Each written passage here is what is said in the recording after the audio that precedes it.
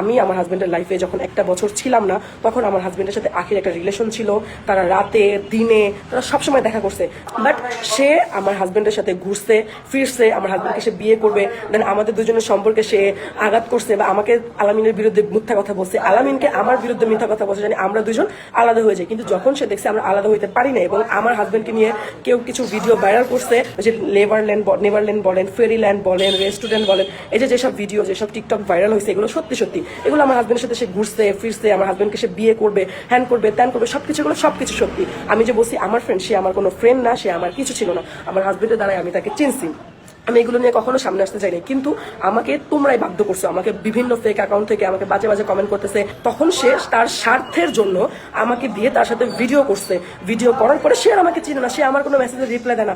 আমি তিশারও শত্রু না, আমি আখিরও শত্রু না, আমি তিশাকে কোনদিন দেখিও নাই, তিশার সাথে কোনোদিনও কথা বলি নাই। আমার আখির সাথে কথা হয়েছে, আখিকে আমি দেখছি, ঠিক আছে।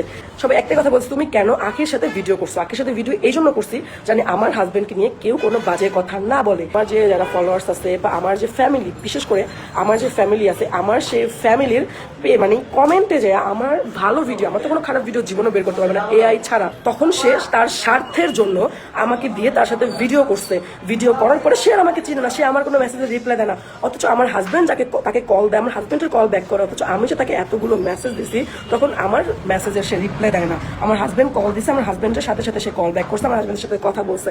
তাহলে এর মানে কি? এর মানে কি?